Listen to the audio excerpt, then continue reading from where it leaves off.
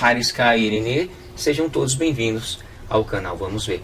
Eu sou o professor Marcos e neste vídeo eu vou te mostrar os 10 erros gravíssimos que não te contaram sobre o Espiritismo. Os 5 últimos são os piores. Vamos ver.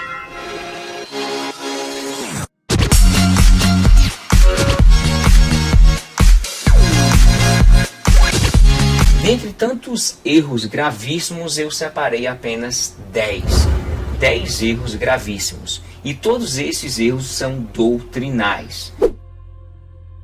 De início é importante destacar aqui que grande parte das pessoas que se veem atraídas pelo Espiritismo são pessoas desinformadas.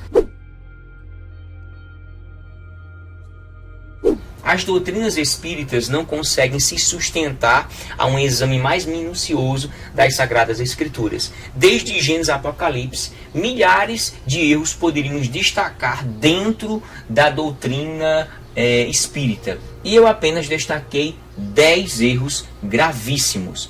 E é importante dizer também que boa parte, ou por que não dizer a maioria dos espíritas que são consumidores dessa literatura, não conhece, desconhece ou fingem não conhecer esses 10 erros. Somente talvez 10% daqueles espíritas praticantes é que de fato conhece isso e propaga suas ideias, suas doutrinas espíritas. O que eu vou falar aqui vai ajudar a você fugir, escapar dessa doutrina ou desse núcleo sectário anticristão. Eles dizem que o espiritismo e o cristianismo são a mesma coisa, mas não é. Nós não podemos juntar coisas antagônicas. O que o espiritismo prega é totalmente contrário ao que a luz do evangelho nos diz. A maioria dos ensinamentos doutrinais do núcleo espírita entra em divergência com a palavra do Senhor. Se eles dizem que é a mesma coisa, estão equivocados ou se enganando a si mesmos.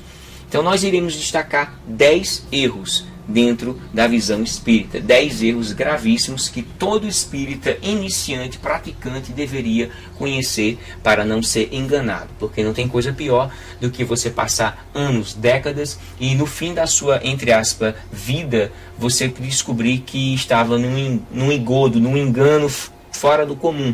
Existem muitas pessoas aí, ex-espíritas, que poderiam testemunhar o que é essa grande decepção, essa grande ilusão, esses grandes devaneios do espiritismo.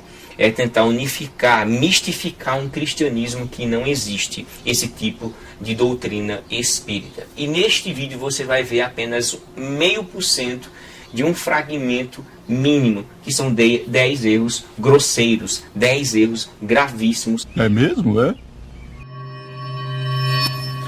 Até mesmo para quem é experiente dentro da doutrina espírita, ele desconhece de alguns detalhes que eu irei informar aqui e passar para vocês à luz da palavra do Senhor. Espero que venha ajudar vocês e ajudar outras pessoas, né? Você possa ajudar compartilhando esse vídeo para quem infelizmente ainda não conhece a doutrina espírita e você poder salvá-la.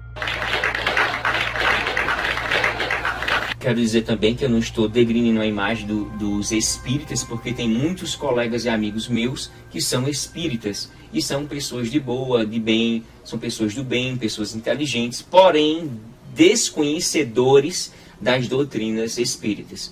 Nós sabemos que a maioria dos espíritas são católicos e uma pequena minoria são cristãos que se dizem evangélicos, que estão, na verdade, entrando num caminho errado, incongruente com a palavra do Senhor.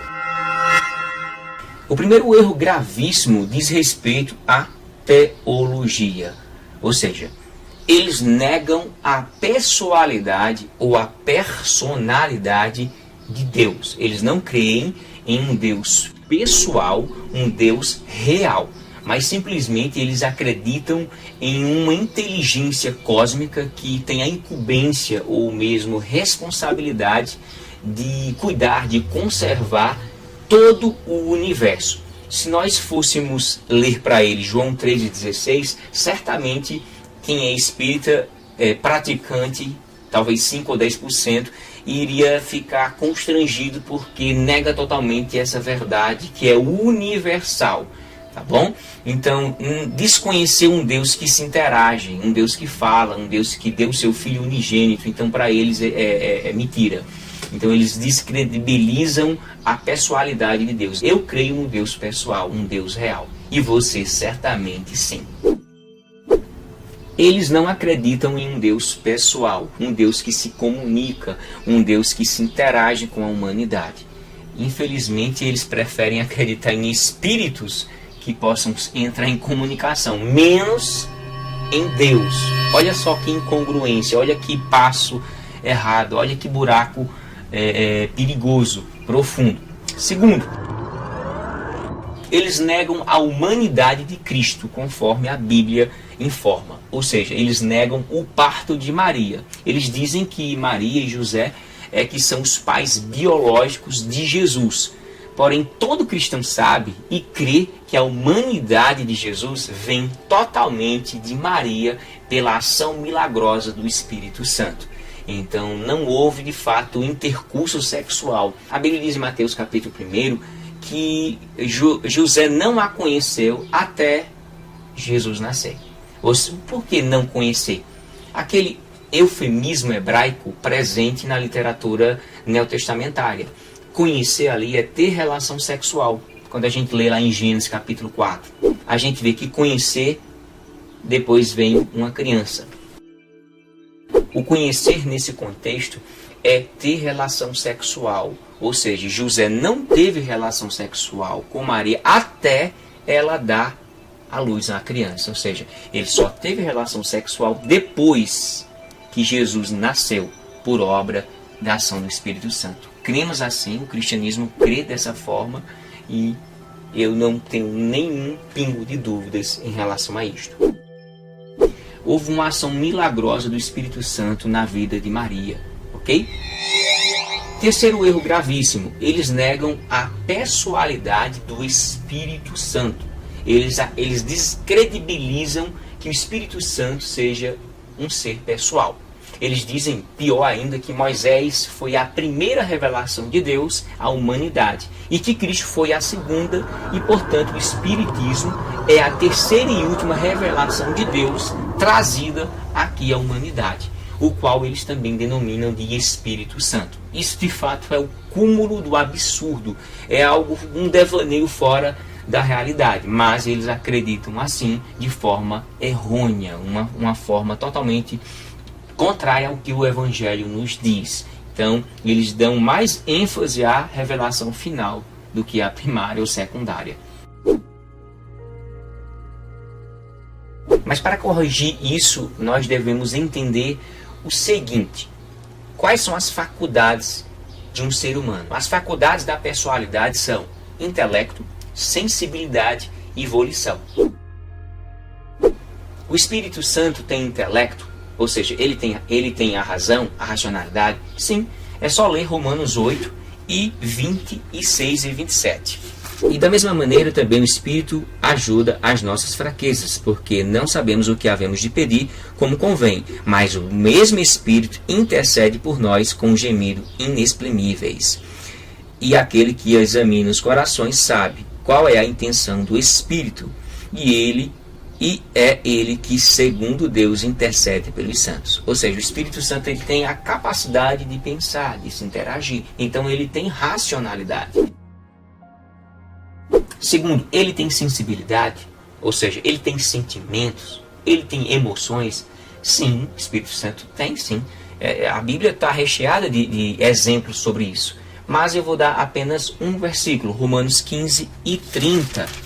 Você poderia ler também Gálatas 5 e 22 e 23. Mas eu vou ler Romanos 15 e 30, que diz: E rogo-vos, irmãos, por nosso Senhor Jesus Cristo e pelo amor do Espírito, que combateis comigo nas vossas orações por mim a Deus. O Espírito Santo tem amor. Não é à toa que o fruto do Espírito, o primeiro deles em Gálatas capítulo 5, é o amor. Terceiro, o Espírito Santo tem volição, ou seja, desejo, vontade. Sim, leia na sua Bíblia 1 Coríntios capítulo 12, versículo 11, que diz: mas um só é o mesmo Espírito, opera todas estas coisas, repartindo particularmente a cada um como quer. Ele quer, ele deseja, então ele tem volição. E por fim, para acabar de uma vez por todas com essas falácias nocivas, leia em sua Bíblia Efésios 4:30. 4:30, que derruba com todas essas argumentações do espiritismo, que para mim são justificativas enganosas e delirantes. Não sei se é mais delirante, se é mais enganosa, mas elas se autocomplementam, tá certo? Vamos lá. Efésios 4:30, que diz: e não entristeçais o Espírito Santo de Deus, no qual estáis selados para o dia da redenção. O que é que você entende de não entristecer o Espírito Santo? O que é que você pode entender aqui? Não se pode entristecer uma suposta força ativa, uma força cósmica, como as seitas heréticas propagam, mas uma pessoa. A essência do Espírito Santo não é uma força ativa, um vento, um fogo ou uma pomba, mas uma pessoa espiritual que pensa, pois tem mente. Não é como a mentalidade dos hereges que pensam ser uma força ativa, como o espiritismo, como os testemunhas de Jeová, que acreditam e propagam. Infelizmente, eles desconhecem de Bíblia, uma Bíblia séria, claro, né? Eles negam a infabilidade das Escrituras Sagradas. Se a gente for ler em 2 Timóteo, capítulo 3, versículo 16, é dito que a palavra do Senhor é inspirada por Deus. Não há e nunca houve erros nos originais. Nós temos que entender isso, mas isso não significa que não há dificuldades linguísticas das cópias, das outras cópias e, consequentemente, das traduções atuais. Mas isso não significa que nesses possíveis problemas linguísticos há erros doutrinais. Não, existe apenas 1% de dificuldades bíblicas com as variantes que existem atualmente. Mas nada que venha corromper ou comprometer a veracidade das doutrinas centrais do cristianismo. Nenhuma delas atrapalha, ok? Então nós temos 99% dos originais. Comprometer a veracidade das doutrinas centrais do cristianismo.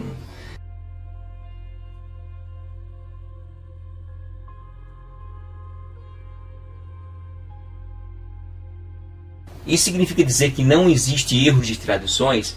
É claro que não, nós não estamos dizendo isso. As cópias das cópias, elas sucessivamente, até chegar às versões atuais que nós temos e traduções, teve e tem e terá dificuldades gigantes, mas nada que venha comprometer as verdades principais, ou por que não dizer, as doutrinas fundamentais, basilares do cristianismo. Nada que venha prejudicá-la integralmente. Existem variantes que explicam isso, para que haja uma retradução, para que possa se chegar ao texto original. Hoje nós temos uma variedade de manuscritos, milhares de manuscritos, que de fato evidencia uma realidade única, a realidade do autógrafo original. Eles fazem um reflexo, as cópias são isso, é uma extensão. Não teve fulano e ciclano que disse assim, vamos colocar assim. Não, não é assim que funciona. Existem diversas dificuldades linguísticas que quem estuda exegese e hermenêutica sabe muito bem que aqui e acolá houve certas dificuldades de muitos copistas e isso dificultou entender o que é que estava sendo dito ali. Se era isso, se era aquilo, mas nada que venha comprometer integralmente o versículo todo, o capítulo todo, o livro todo, nada fora do comum. Existe talvez 1% de dificuldade linguística hoje, atualmente, porque nós temos milhares de manuscritos que evidenciam o texto original, que são cópias de cópias, certo? Imagina um texto que tivesse outro texto que não tivesse nada a ver uma com a outra. Aí sim, nós poderíamos dizer que alguém fez um texto errado, mas na verdade são cópias das cópias. Ou seja, o próprio Deus quis que essa palavra se mantivesse de pé até os dias atuais. Eu considero a palavra do Senhor um milagre hoje em dia, porque a gente sabe quanta corrupção houve no mundo e Deus teve um carinho especial pela sua palavra, 100%, porque ela é a palavra de Deus. a palavra de Deus, inspirada por Deus, nos seus originais, nos seus autógrafos iniciais, não teve erros, não teve nenhuma dificuldade linguística. Ela, na sua integralidade, na sua essência primária, não foi projetada por pensamento próprio. O ser humano quis, eu vou fazer assim, não. Foi Deus que nos inspirou. O próprio Deus pediu para Moisés, escreve isso num livro, para que seja memória, para que as pessoas possam conhecer. E Deus fez isso e aconteceu. O próprio Moisés, desde o Antigo Testamento, fez isso. O Novo Testamento registrou os ditos, as mensagens, as pregações de Jesus Cristo, cada um com sua visão, como viu, né? Porque você possa estar vendo minha mão aqui nessa perspectiva, mas tem outro que está vendo nessa perspectiva, e outro mais ainda, as unhas, e o outro do outro lado, certo? Ou mesmo assim, eu estou vendo 4 dedos aqui, mas você está vendo o outro. Então, são perspectivas diferentes que falam em cada um evidencia ou enfatiza uma coisa diferente. Então, quando você lê os evangelhos, você pode notar isso. Cada um quis mostrar uma coisa que o outro não mostrou. Eu quero evidenciar isso. Vê se João fala alguma coisa. É claro que talvez 5 ou 10% fala dos evangelhos, mas 90% é uma teologia única, própria. Dizer assim, eu vou falar nessa perspectiva, nessa linha aqui. Mateus vai por um lado, Lucas vai para o outro, mas eles falam de coisas da mesma pessoa, só que de forma distinta, com cada um de uma forma diferente, porque tem um propósito diferente, são povos diferentes. O próprio Mateus, ele analisa, ele vai na perspectiva dos judeus, o próprio Marcos vai na perspectiva dos romanos, Lucas vai na perspectiva dos gregos, João vai na perspectiva da igreja, que são gentios e judeus. Então cada um tem uma pegada ou um direcionamento do Evangelho de Cristo para o ser humano, para o coração do ser humano. Quando você lê 2 Timóteo 3,16, vai evidenciar essa inspiração de Deus, certo? Então, não ache que você está diante de um livro que tem autoria humana, simplesmente humana e puramente humana. Não, tem uma inspiração por trás que ela é divina. Quinta, eles negam a divindade de Jesus Cristo.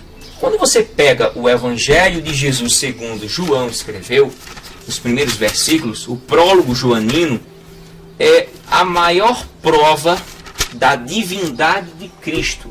A divindade de Cristo, ela é profundamente analisada no contexto de João 1:1. Olha só, no princípio era o verbo, e o verbo estava com Deus, e o verbo era Deus. Nos originais fica en arche en horologos, kai hologos en prostonteon. Há uma repetição de 3 verbos copulativos aqui, verbos auxiliares. Ele está evidenciando a divindade do Logos. A ideia do início ao fim é falar sobre o Logos e não falar sobre Deus. É falar sobre quem é esse Logos.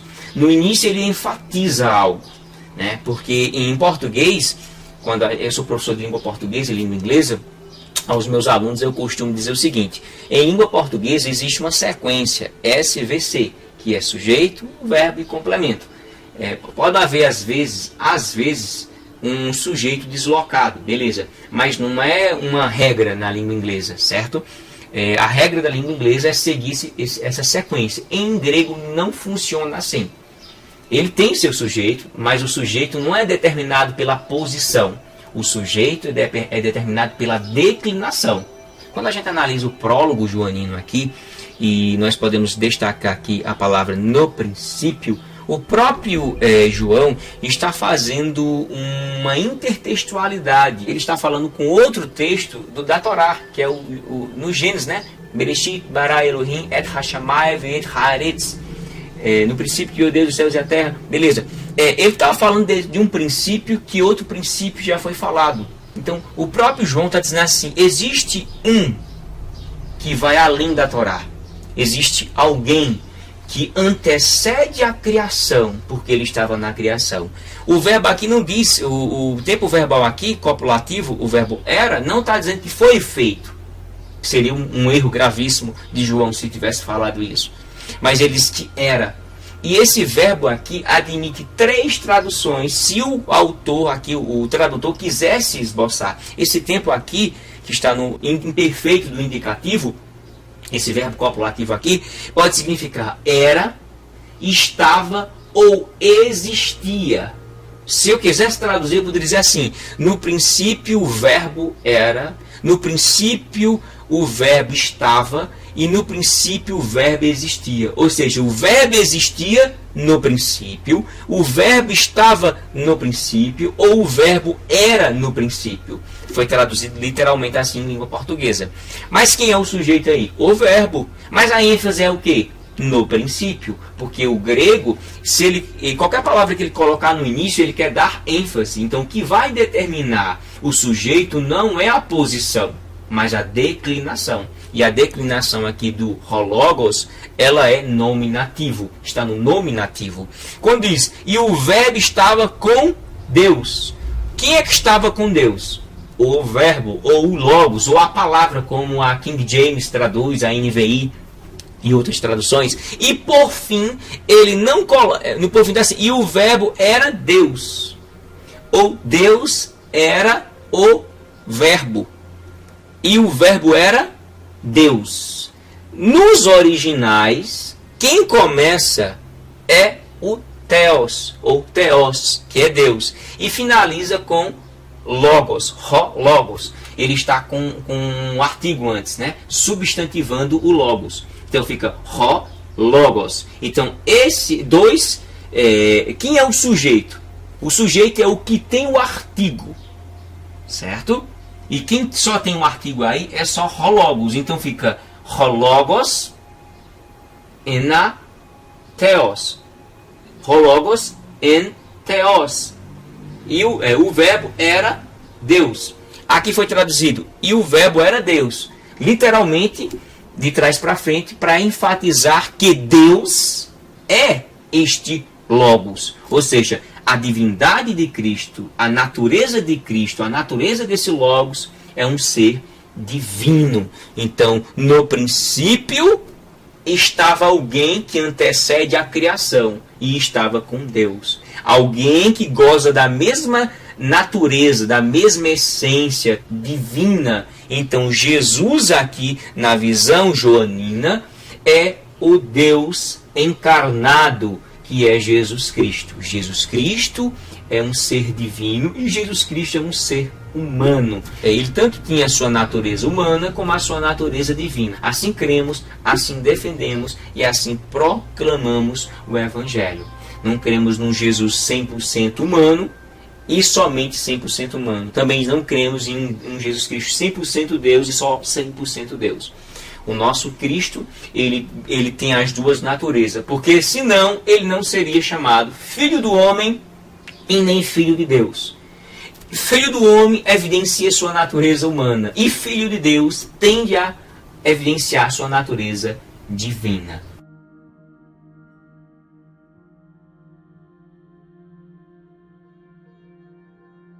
Existem também quem nega a Trindade, que são chamados de cristãos unicistas. Eles aceitam a doutrina da unidade absoluta de Deus. Eles rejeitam a doutrina da Trindade, que, como eu falei, diz respeito à pluralidade de pessoas em uma única essência divina, que é o Pai, o Filho, ou o Logos, como nós falamos aqui, por fim, o Espírito Santo. E isso é um problema gravíssimo hoje, porque muita gente fica confuso um lado e o outro. Eu não consigo entender. O que eu não entendo, então eu passo para o outro lado. Não, a gente não entende, a gente aceita.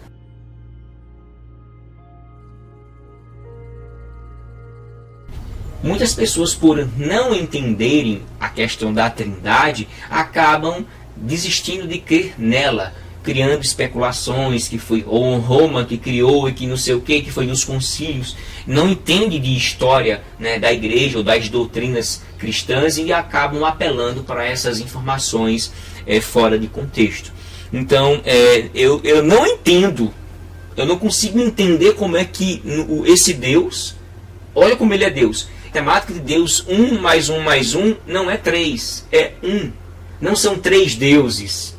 É um Deus que subsiste em 3 pessoas distintas, mas que compartilham de uma mesma essência, de uma mesma natureza.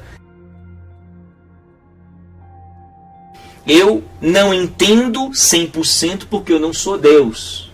Eu apenas aceito pela fé e entendo que se eu entendesse isso 100%, quem seria Deus seria eu. Você entende um milagre? Não, eu não entendo o que é um milagre. Eu apenas aceito pela fé. Como foi que aconteceu esse milagre? Foi Deus que quis. Foi a misericórdia de Deus. Foi o amor de Deus que aconteceu um milagre em fulano, em cicrano, em beltrano. Há milagres acontecendo. A ciência fica sem entender. Porque se ela entendesse, ela seria Deus. E só Deus é que sabe suas coisas. Porque nós estamos falando sobre o sobrenatural. Sobre. O que é natural é daqui para baixo.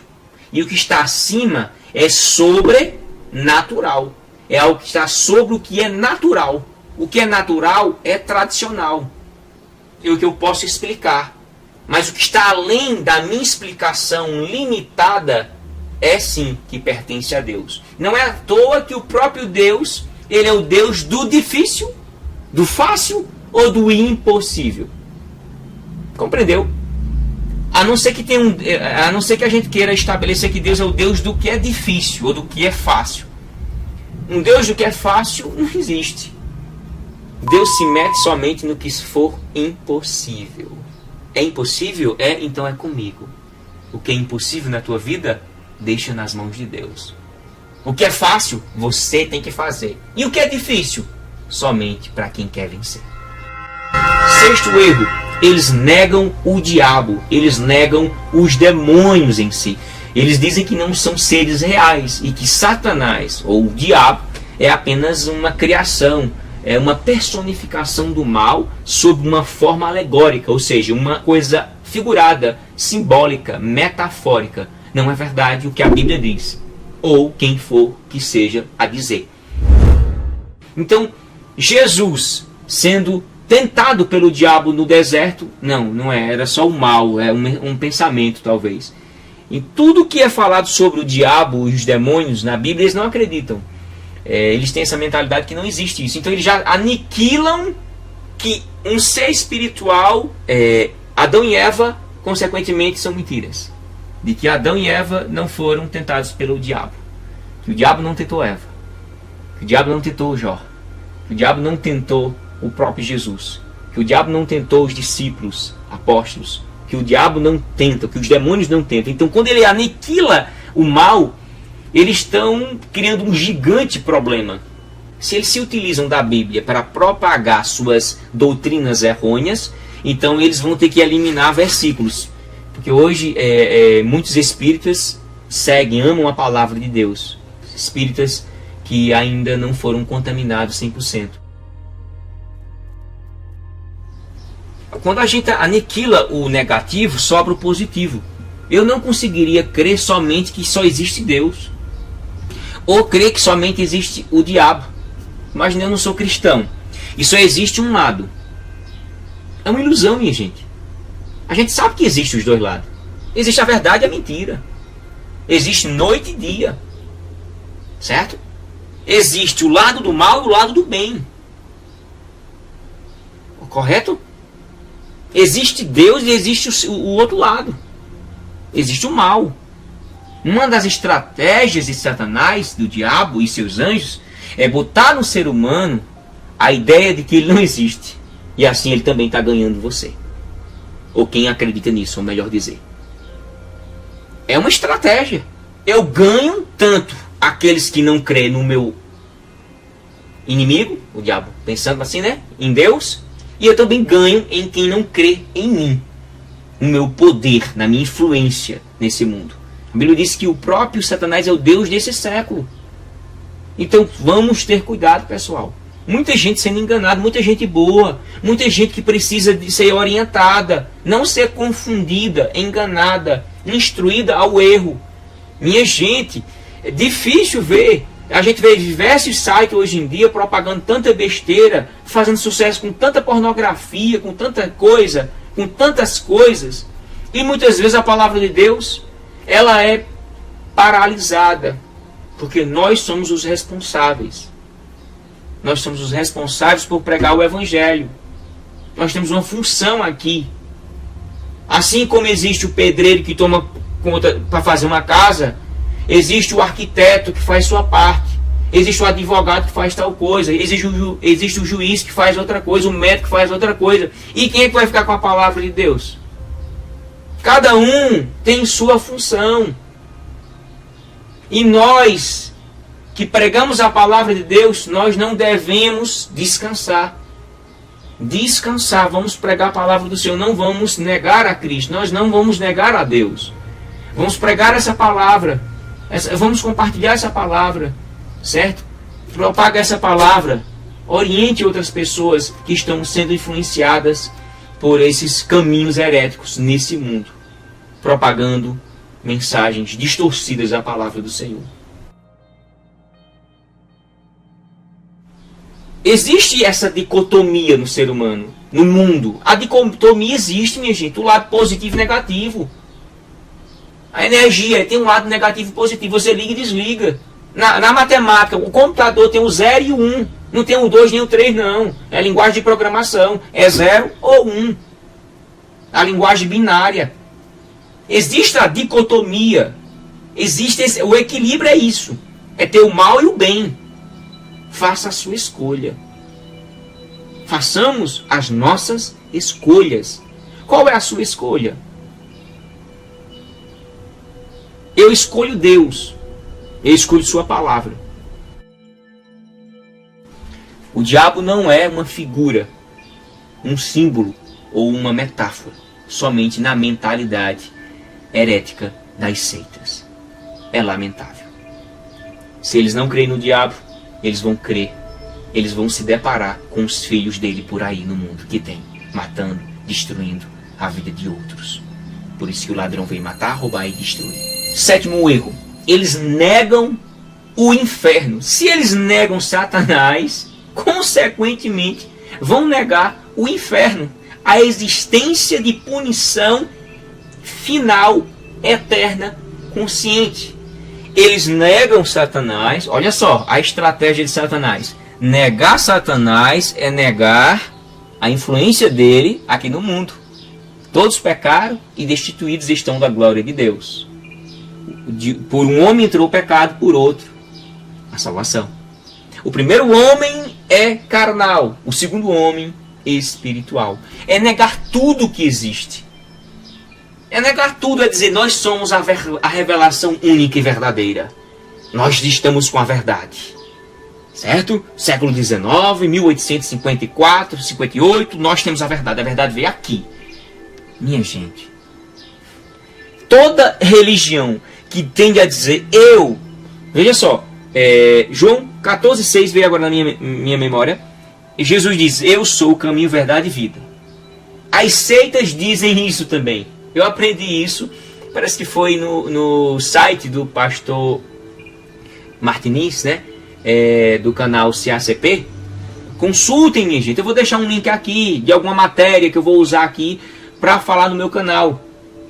Um dos primeiros canais da minha fé cristã, de leitor da palavra do Senhor, foi no canal do CACP.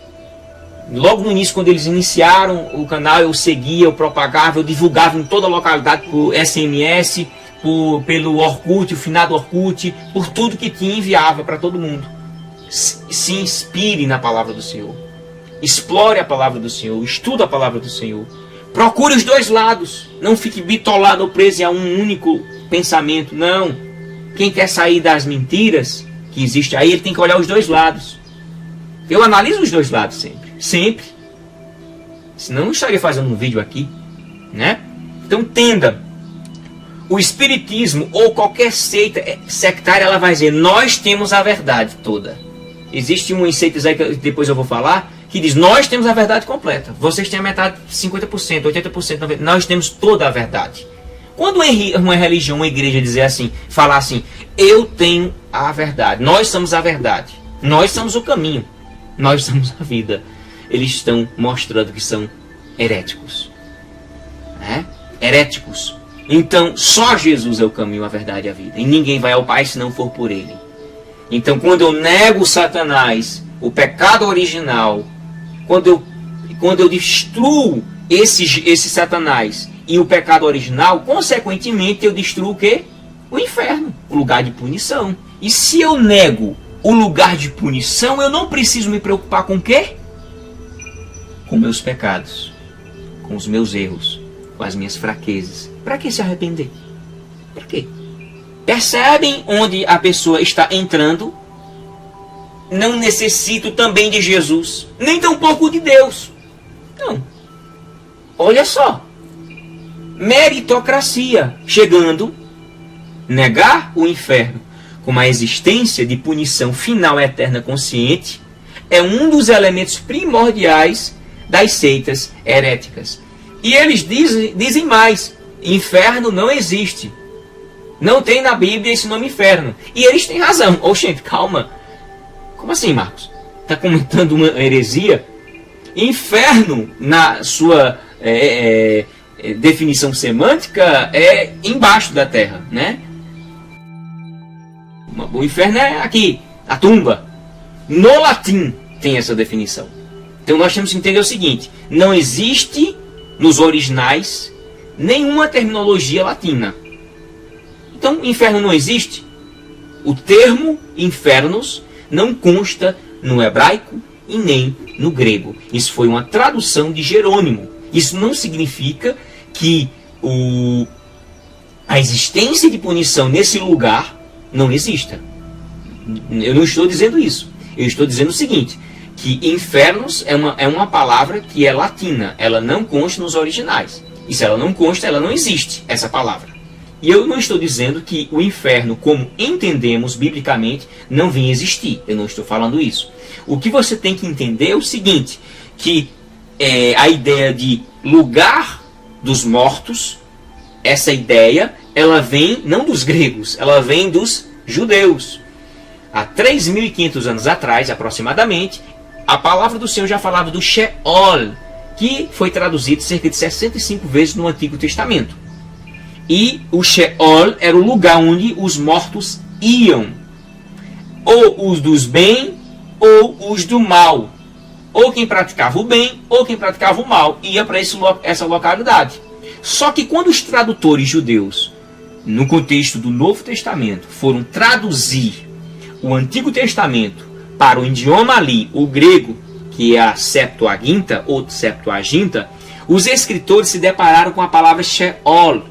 E qual é a palavra hebraica Sheol que poderia se encaixar nessa ideia de lugar em que as pessoas iam depois que morriam? Para eles, era natural terminologias filosóficas dos filósofos, que falavam sobre certas terminologias filosóficas. Era natural para os escritores do Novo Testamento ou do Antigo Testamento entenderem essas noções filosóficas. E quando os judeus foram traduzir essa palavra, eles tomaram emprestado o termo, certo?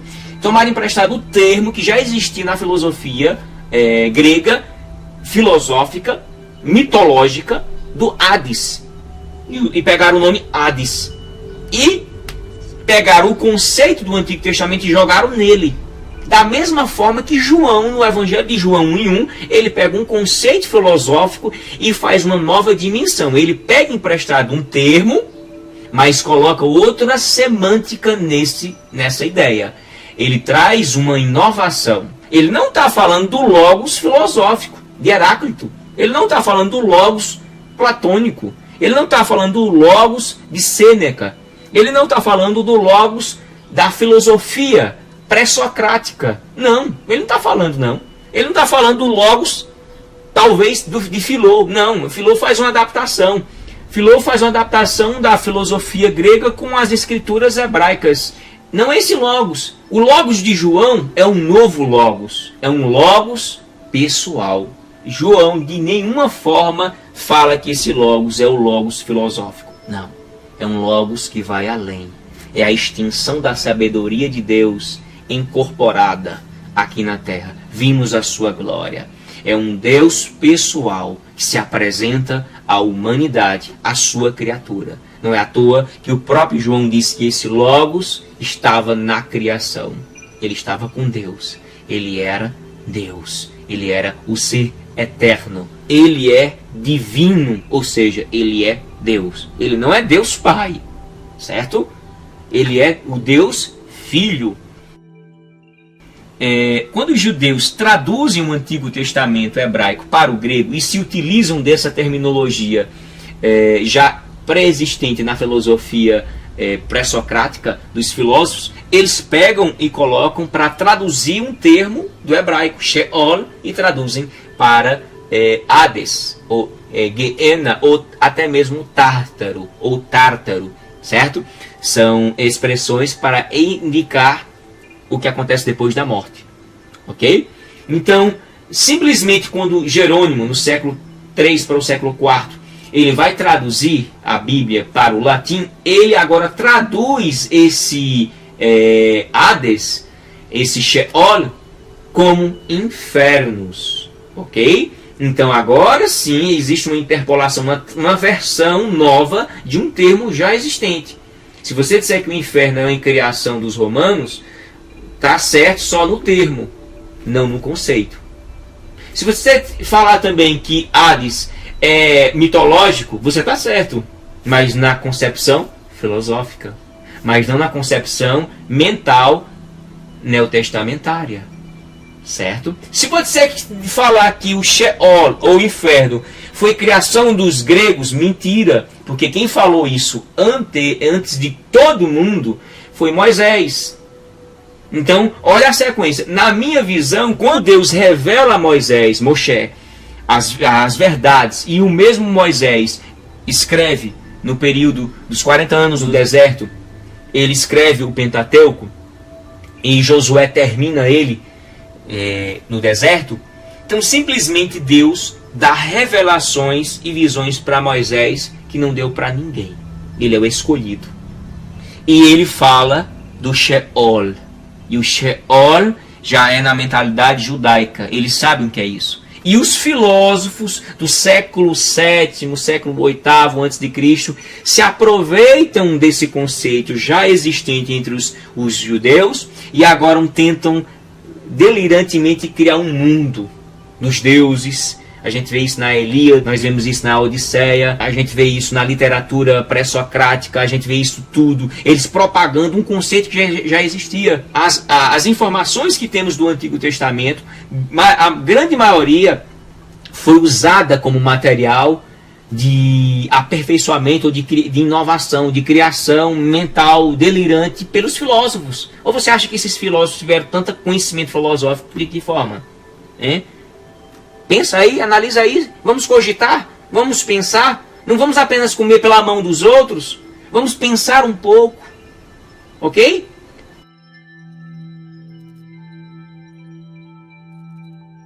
Uma informação importante que vocês têm que saber é que os principais grupos sectários que negam a existência do inferno como um lugar de tormento eterno consciente são a seita Seixo Noye, que descredibiliza o inferno, não crê também em Satanás e nem tão pouco no inferno. Então, é a primeira seita que nega o inferno, Satanás. Existe outra também conhecida aqui no Brasil, a chamada Igreja da Unificação. O grande problema dela, entre tantos, de não crer no inferno nem no diabo, é que existe o universalismo, a crença de que todo ser humano, no fim das contas, será salvo. Ou seja, Jesus, salvação, Deus, pecado, não existe. E existe também as testemunhas de Jeová, que não acreditam no inferno. Pelo contrário, eles dizem que inferno é um lugar de descanso em esperança. Oxê, não estou mentindo não, vou deixar no final do vídeo para você ter essa informação. Eles acreditam no inferno como simplesmente, vocês sabem. E por fim, existe também os adventistas do sétimo dia, infelizmente.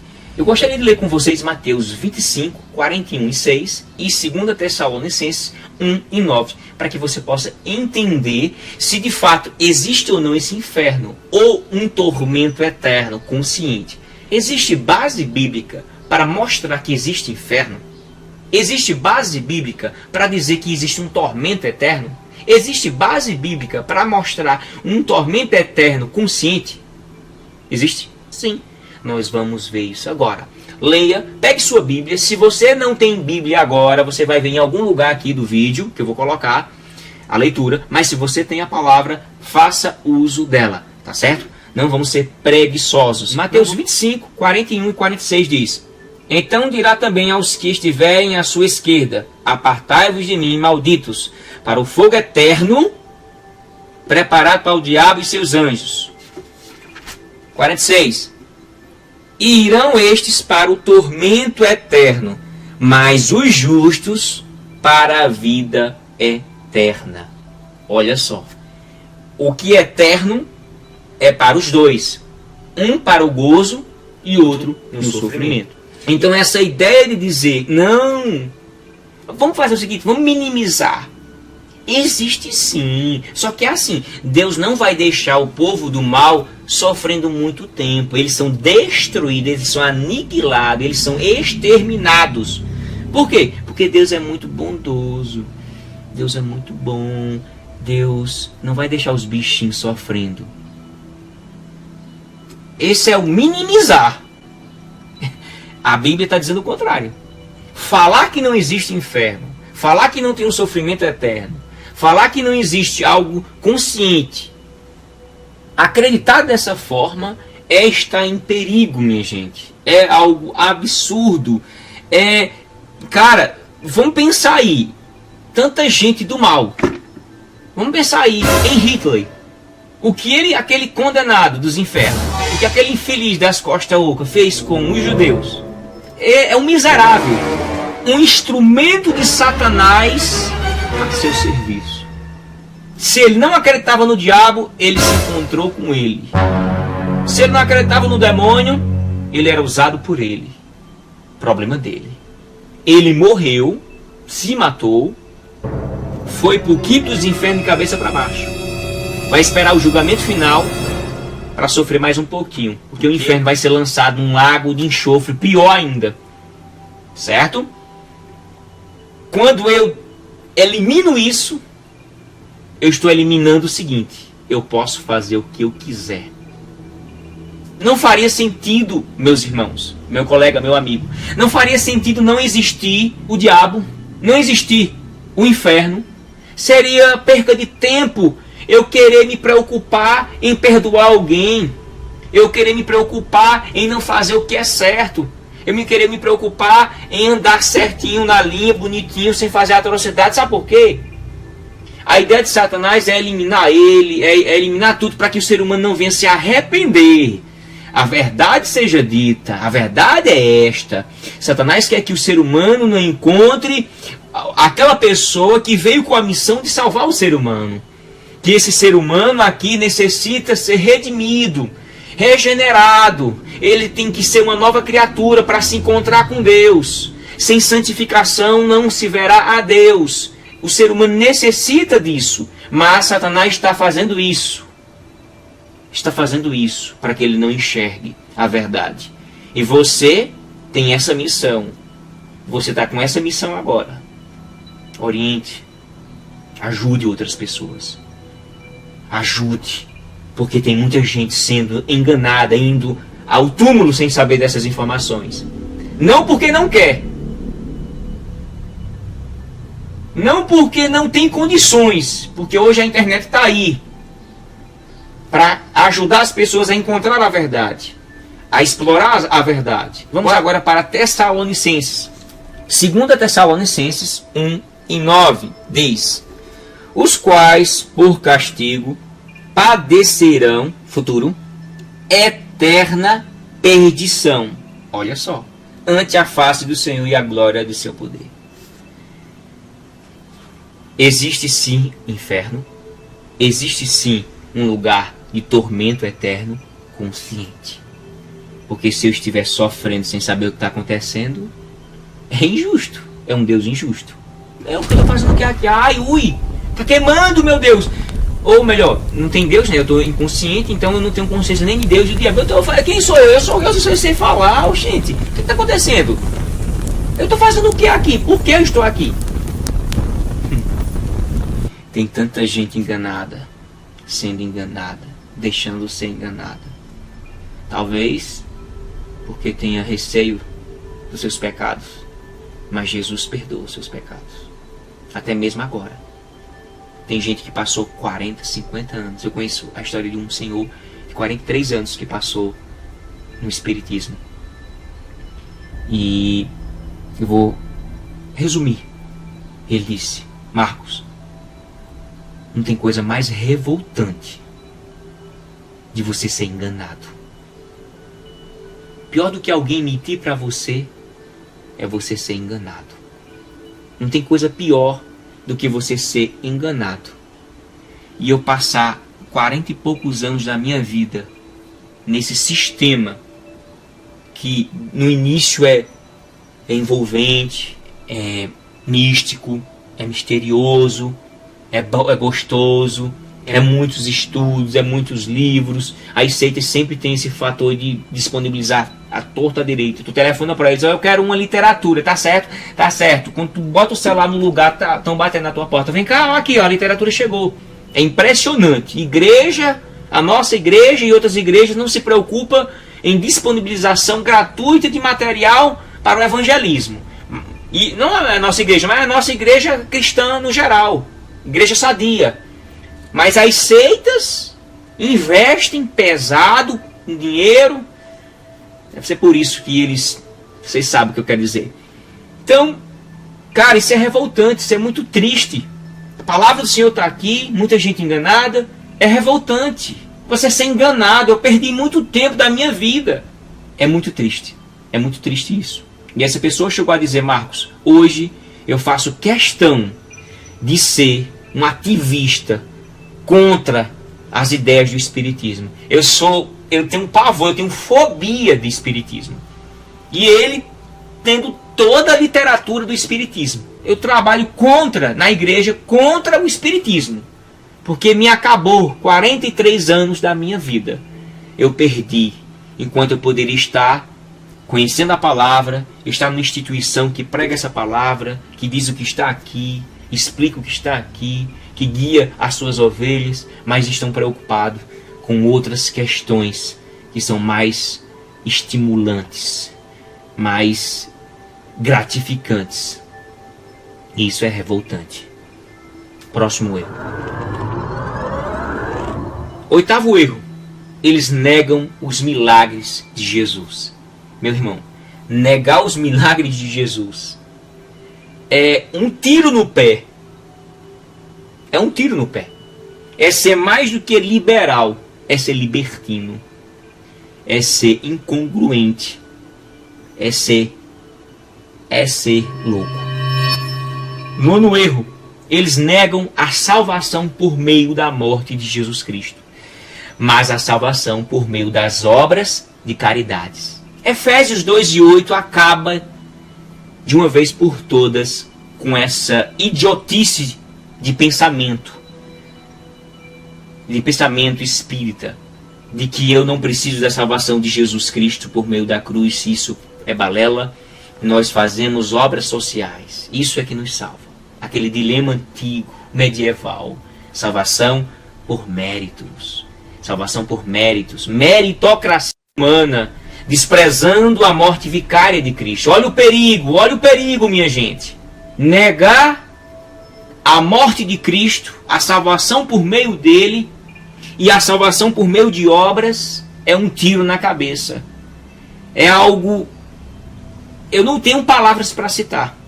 Efésios 2:8, vamos ler.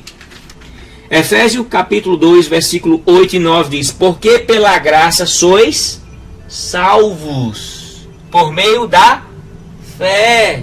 E isto não vem de nós. Eu não compro a salvação. Eu não posso comprar a salvação. Mas é dom de Deus Não vem das... Aqui, acabamos com a doutrina espírita, podemos parar aqui agora. Por que isso é difícil para um espírita? Porque ele se acostumou. Ele se acostumou. E quando você se acostuma em uma instituição e passa muitos anos, você acaba engolindo muitos sapos, fingindo que não existe aquela coisa. Não, eu não creio, eu tô aqui, mas eu não creio nisso, mas eu creio nisso. Mas essas outras coisas eu não acredito, não. Eu tô aqui porque eu me familiarizo muito com a reencarnação. Meu Jesus amado. Não vem de ninguém. Não vem das obras. Por que não vem das obras? Para que ninguém se glorie. O Espiritismo e outras instituições sectárias, heréticas, salvação pelas obras. Salvação por meio de Cristo, através da minha fé nele. Vem de Deus, não vem de mim. É uma ação em conjunta. É sinergismo. Monergismo não. Deus quer que eu faça a minha parte. E não sou eu que dou o primeiro passo também, não. Quem dá o primeiro passo é Deus. Lamentavelmente nós temos igrejas evangélicas, no modo geral, que deu o primeiro passo e Deus dá o segundo. Errado, biblicamente. Isso é heresia desde o primeiro século. Estude as doutrinas cristãs. Estude o desenvolvimento da filosofia que estava ali, das seitas que estavam ali, no primeiro, segundo, terceiro e quarto século. Você vai entender, né? Não é o arianismo, não. Eu dou o segundo passo, porque Deus já deu o primeiro. E eu, como uma ação em conjunta, da responsabilidade minha, digo, eu aceito essa graça. Eu aceito esse dom, Senhor. Eu quero. Eu não quero, não estou nem aí. Pronto, faça a sua escolha. A dimensão da graça é ilimitada. Mas quem faz a escolha sou eu. Aí ela se torna limitada. Porque nem todo mundo quer. Nem todo mundo deseja. Nem todo mundo quer aceitar Jesus como seu e Salvador. As pessoas querem aceitar Jesus como Salvador, não como Senhor. Porque se for como Senhor, tem que seguir seus princípios. Isso é básico, isso é basilar. Cuidado, oriente. Tire quem está nessa seita. Tire quem segue esses princípios. Eles estão enganados. São pessoas boas. São pessoas de corações bons. São pessoas que têm fraternidade. Têm mais humanidade muitas vezes do que muitos cristãos. Dão de lapada. Por quê? Porque fazem por glória. Porque são motivados. Suas motivações são erradas. Ou os propósitos são errados, mas as motivações, ok, beleza. As motivações são boas. Ajudar. Mas as intenções, por outro lado, são erradas, biblicamente. Ninguém pode comparar a salvação fazendo boas obras. Nós somos salvos não por obras, mas somos salvos para fazer as obras.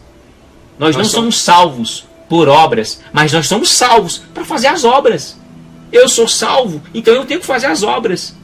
É com a fé e com as obras. Mas as obras não salvam. Não existe meritocracia, filho.